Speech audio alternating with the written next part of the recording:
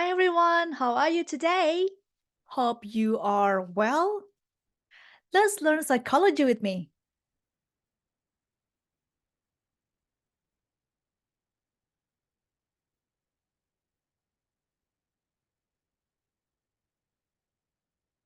Let's get started. Today, we will learn about cognitive theory, personal construct theory of personality by George A. Kelly. Cognitive theory.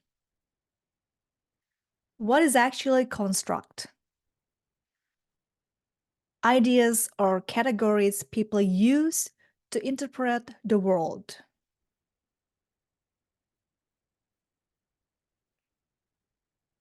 I have to move my video here so I can see better. Okay.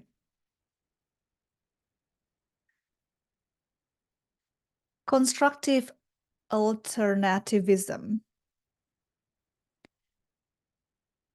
What is that? Alternative scientific constructs each may provide a useful view of the world. Constructive alternativism is an alternative scientific constructs that may provide a useful view of the world. Let's talk about cognitive. What is cognitive? Cognitive means to know, or in psychology, cognitive means a thinking process. Cognitive theory of personality is an analysis of human thinking process. It's about categorizing people and things, giving meaning to events, and predicting events. According to cognitive theory, a theory has a range of convenience and a focus of convenience. A range of convenience is the boundary of phenomena that the theory can cover. A focus of convenience means the points within the boundaries where the theory works best. I would say that a range of convenience means the limitation, what things that the theory can cover, while the focus of convenience is the focus of the theory, the focus that the theory works the best.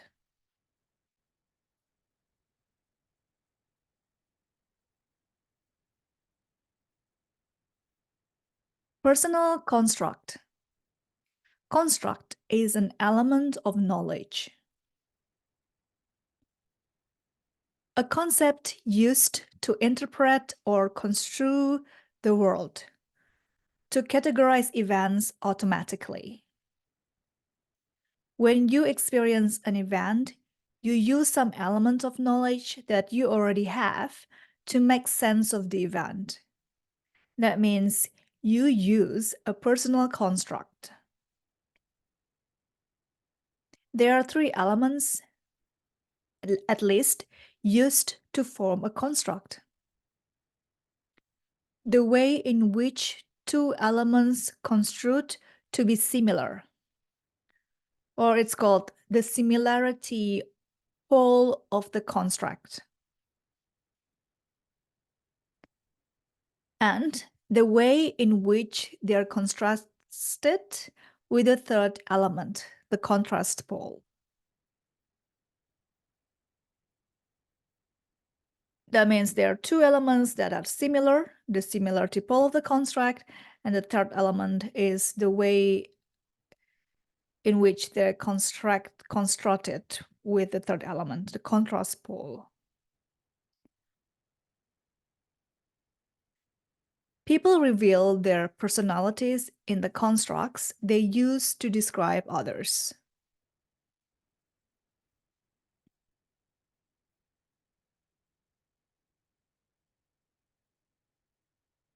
Types of constructs and the construct system. Here on the right side, you can see that there are core construct and peripheral construct. What is core construct? Core construct is basic to a person's functioning and can be changed only with great consequences for the rest of the construct system. It's very basic and we can only change it, but there are consequences. Peripheral construct is less basic and can be altered without serious modification of the core structures. Peripheral construct is less basic, it can be changed without serious modification of the core structures. A person's construct system is organized hierarchically. We have superordinate constructs and subordinate constructs. Superordinate constructs are at the top of the hierarchy. For example, animals or a dog, cat. Animals, we can say animals, we have dogs and cats are as the animals. The subordinate contracts, for example, German Shepherd, Poodle, Dalmatian, they are kinds of dogs. They are the subordinate constructs. Let's look at the left side here. There are also verbal construct as well as pre-verbal construct. Verbal construct can be expressed in words. We use words to express the verbal constructs. We also have pre-verbal constructs, used even if people have no words to express it. We use no words to express something, and it's called pre-verbal construct. Learned before people develop the use of language. Sometimes one end of bipolar construct is unavailable for polarization, characterized as being submerged.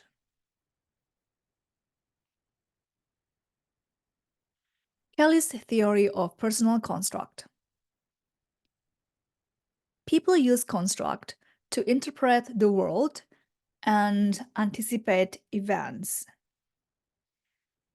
The construct that people use define their world. People's personalities are made up by their construct system.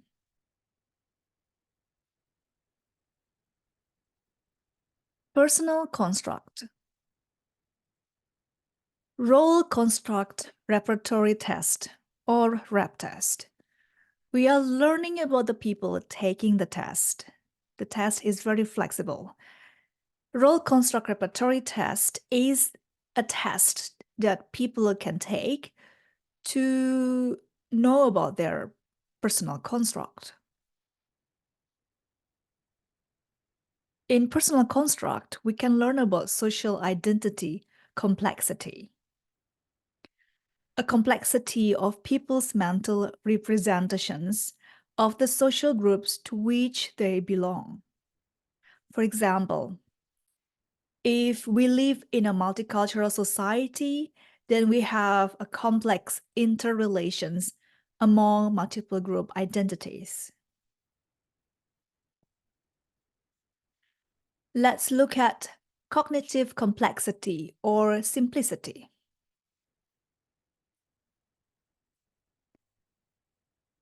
People can be high or low in complexity.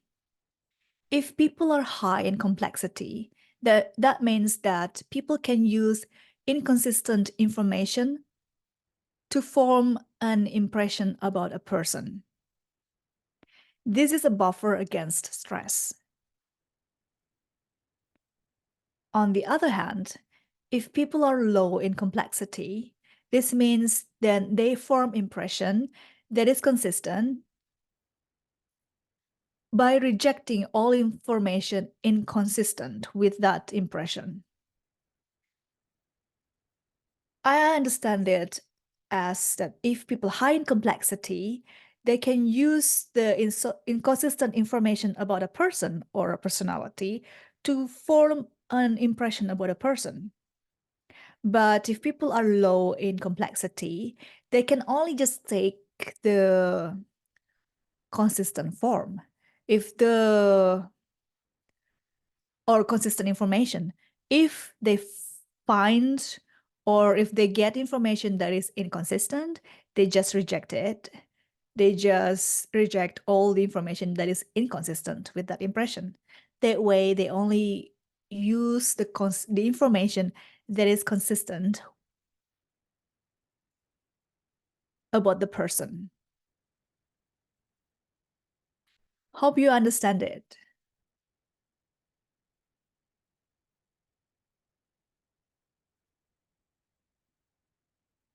Let's move on. Okay, sorry. Yep. Personal construct. A fundamental postulate of personal construct theory. People's psychological process channeled by the ways in which they anticipate events. For example, I want to get a good grade in my courses. That's why I anticipate it by studying hard. And I even write my own summaries, create diagrams, and create videos about psychology. I anticipate to have good grades. Not only good grades, but I also want to learn as much as possible about psychology. That's an example. People use their personal construct system to anticipate what the future will bring. When we experience an event, we observe similarities and contrasts, thereby developing constructs. As same events repeated over and over again, we modify our constructs so that we can have more accurate predictions. In personal construct, we don't seek consistency for self-consistency, but we seek to anticipate events. Because we know that if we have the same events repeated over and over again, then we can modify our constructs so that in future we can be better in predicting something. We can be more accurate in predicting an event to anticipate an event.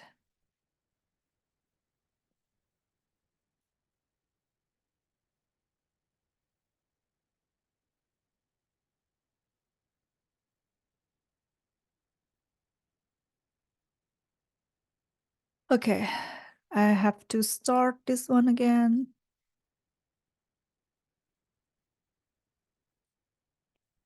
Let's move on. Anxiety, fear, and threat. Why do we have anxiety? The events are outside the range of convenience of our construct system. We are anxious when we are without construct. What it means is that when something happens, we may not have that construct. We don't have that knowledge or information before. So then we are anxious because we don't have that construct. We are without construct. What is the solution? We broaden our constructs, apply them to more variety of events, or narrow their constructs and focus on details. Actually, there are two options here. We can either broaden our constructs, apply them to more variety of events, or narrow their constructs and focus on details. Broaden or narrow the constructs and focus on details. What about fear? Fear happens when a new construct is about to enter the construct system. Fear happens when there's a new knowledge or something that is about to enter our construct system. Perhaps it's something new information that we haven't had before. Then we may have fear. What about threat? The awareness of imminent comprehensive change in our core structure. We feel threatened when a major shakeup in the construct system is about to occur. This means that we have threat or we feel threatened when there is something big changing and that may change our construct system. That's why we feel threatened. That's about anxiety, fear, and threat. Anxiety happens when we don't have a construct. The events are outside of the convenience of our construct system. Fear happens when there is a new construct that is about to enter our construct system. It's just about to enter. Threat happens when there is a new change, a major shakeup, a major change in our construct system that is about to occur. Threat happens when there is a big change in our construct.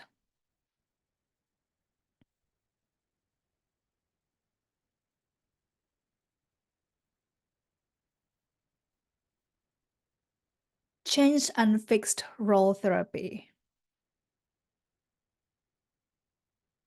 In the textbook that I read here about personality, it's mentioned that one of the therapies done about this theory is the change and fixed role therapy. In this therapy, the therapist actually give new identities or new constructs to the client or patient. So, for example, the psychologist may tell the patient, okay, here is your new construct, here's your new personality or identity. You are a nice person, you're very happy, you are nice and friendly, you're kind to people, you're helpful. And then the patient can also, of course, give a feedback. Is this new personality suitable for him or her? Because if it's not suitable, then it's hard to change. Then if it's okay with the client or the patient, then he or she starts behaving in the new way that is described. For example, then the patient starts to be happier, to feel things in a more positive way. The patient is now more helpful to people. He helps many people in the society. And in this theory, it is mentioned that hopefully by doing these changes, it will change the personality of the patient. I think this is a very interesting therapy based on this theory. All right, well, that's the end of this video, the end of this lesson. Hope that you learned something new today. If you have experienced yourself about one of these things, or you have a reflection in your own life, please let me know. Leave me a comment. Thank you so much. Have a nice day and see you next time.